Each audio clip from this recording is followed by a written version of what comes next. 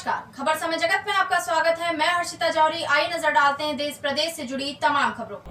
रीवा जिले के सामाजिक कार्यकर्ता विश्वनाथ पटेल चोटीवाला एवं अन्य लोगों ने पद्म प्रभा जैन एवं हेम कुमार जैन पर फर्जीवाड़े का आरोप लगाया है। इससे हेतु एक प्रेस वार्ता भी आयोजित की गई। अब यह प्रेस कॉन्फ्रेंस रखी गई थी, क्या मुद्दा था? एक मुद्दा है सिविल लाइन में फर्जी मुकदमे का। पद्म प्रभा जैन हमारी बड़ी भाभी कमला पटेल और मानवती पटेल के खिलाफ एक जमीन की चौहद्दी को लेकर के फर्जी मुकदमा दायर कराया है, जबकि पद्म प्रभा जैन खुद फर्जीवाड़ा में लिप्त है। उन्होंने सर विश्वेश्वरैया समिति में 1985 में फर्जी एड्रेस बता करके पहले सदस्यता ली। इसके बाद विश्वेश्वरैया समिति के माध्यम से समान बांध स्थित भूमि में उन्होंने भूखंड अलाट करवाया, जबकि समिति का ये नियम है कि समिति का वही सदस्य हो सकता है जो रीवा नगर निगम का स्थायी निवासी हो। वो सतना प्रेम नगर की निवासी थी, लेकिन रीवा नगर निगम के पुलिस प्रशिक्षण शाला के पीछे नई बस्ती का एड्रेस बता करके और भूखंड को अलाट करा चुकी। इसके बाद क्या हुआ कि समिति का एक नियम है कि यदि भूखंड आवंटित होने के 3 वर्ष बाद तक यदि कोई निर्माण उस जमीन पर नहीं करता, भूखंड पर नहीं करता है, तो अपने आप में वो प्लाट निरस्त माना जाएगा। वो प्लाट निरस्त हो गया। इसके बाद वो दबाव बनाने लगे कि हमारा प्लाट निरस्त हो गया है और हम को प्लाट अलाट किया जाए। समिति का ये नियम है कि यदि निरस्त हो गया है तो एक बार जो सदस्य है वो आवेदन देगा, तब 5 वर्ष के लिए वो समय सीमा बढ़ाई जाएगी। लेकिन पद्म प्रभा जैन ने ऐसा कुछ आवेदन नहीं दिया, इसीलिए उनका प्लाट निरस्त हो गया। इसके बाद फिर उन्होंने दबाव बनाया समिति के ऊपर और 1992 में एक फिर से प्लाट आवंटित कराया और उसमें फिर से एक नया एड्रेस नेहरू नगर रीवा अलाट किया। इसके बाद अलाट जब हुआ उसके बाद फिर वो 3 वर्ष तक फिर उसमें मकान नहीं बनवाए, फिर वो प्लाट निरस्त हो गया और वो लगातार समिति के ऊपर दबाव बनाती रही कि हमारा प्लाट दिया जाए, प्लाट दिया जाए। क्योंकि बहुत समिति में बहुत सारे लोग थे और समिति के माध्यम से बहुत सारे लोगों ने भूखंड अलाट करवाया, तो जो जहां भूखंड अलाट करवाए थे सभी लोगों ने समिति के नियम के आधार पर 3 वर्ष के अंदर भूखंड में मकान निर्माण कर लिया और ज़मीन जो है शेष खाली बची हुई नहीं। तो जब नहीं बची तो उन्होंने फिर बता रहा हूँ तो 1992 में 518/2/2 में ये भूखंड अलाट करवाया, फिर उसमें मकान नहीं बनाए, फिर निरस्त हो गया। ये लगातार ऐसा करती रही और इसके बाद समिति में चूंकि सदस्य बनी थी, समिति में उन्होंने एक प्रस्ताव पारित किया है कि मेरा भूखंड बार बार निरस्त हो रहे हैं, मुझे नहीं मिल रहे हैं, खाली जगह नहीं है, इसलिए मेरा प्लाट, मेरे तीनों प्लाट निरस्त किए जाएं और हमारा मूलधन और ब्याज सहित पैसा वापस लिया जाए। समिति में प्रस्ताव पारित हो गया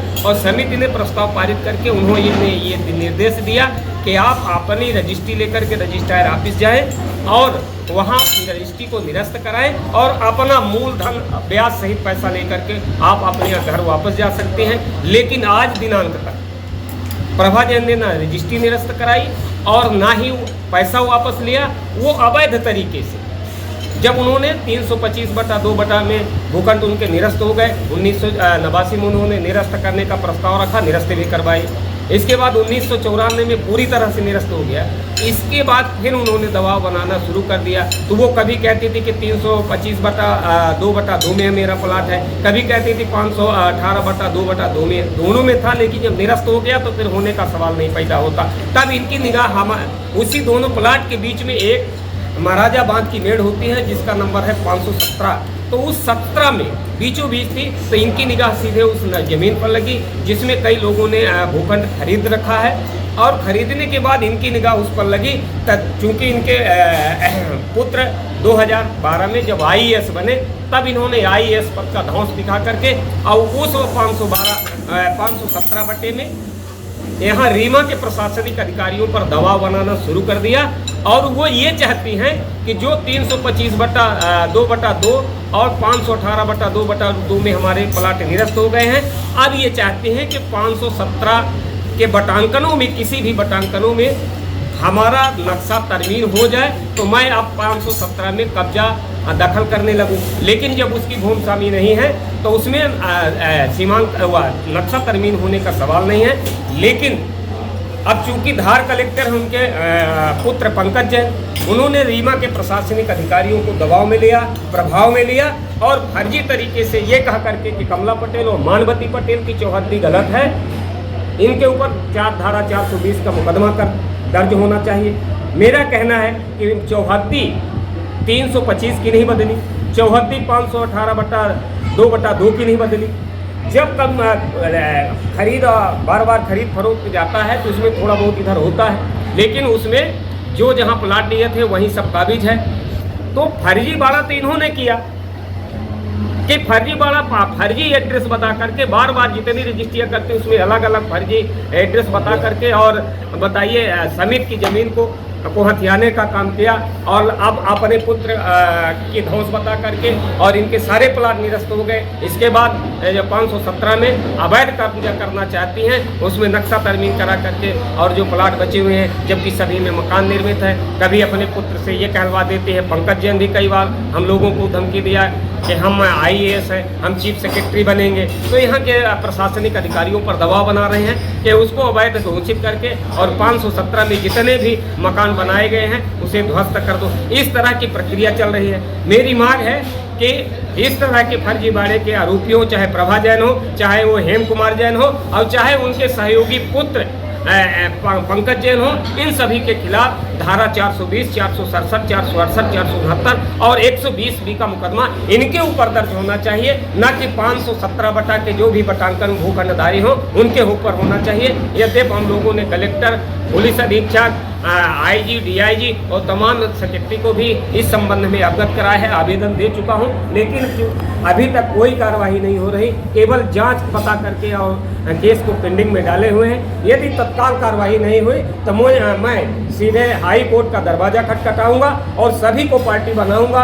पदम प्रभा जैन, हेम कुमार जैन, पंकज जैन के अलावा रीवा कलेक्टर, ASP, IG और DIG और उनको पार्टी बना करके फिर हम हाई कोर्ट में इन्हें तलब करेंगे। इन्हें जवाब देना पड़ेगा कि किस तरह से ये मुकदमा फर्जी किस आधार पर सिविल लाइन थाने में दर्ज कराया गया। इसकी जानकारी आपने कब और कहाँ किस प्रशासनिक अधिकारी को दी? हमको जब ये जानकारी हुई पेपर और अखबार के माध्यम से 12/4/2022 को हम लोग शहडोल जा रहे थे तो हमको एक आदमी ने पेपर की कटिंग भेज करके कि कमला पटेल और मानवती पटेल के खिलाफ चौहद्दी को लेकर के धारा 420 का मुकदमा सिविल लाइन थाने में दर्ज हुआ। उसके बाद जब हम लोगों ने उस दिन लौटे शाम को, तो अगले दिन हम लोगों ने तमाम अधिकारी, कलेक्टर, SP, IG और जो भोपाल में सेक्रेटरी बैठते हैं तमाम हम लोगों ने पोस्ट के माध्यम से सभी को डाक के माध्यम से सबको अवगत कराया, अर्जी दी है और अभी तक कोई कार्रवाई नहीं हो रही। बल्कि TI सिविल लाइन थाना ये कह रहे हैं कि अभी कोई आपको पकड़ने तो जा नहीं रहा।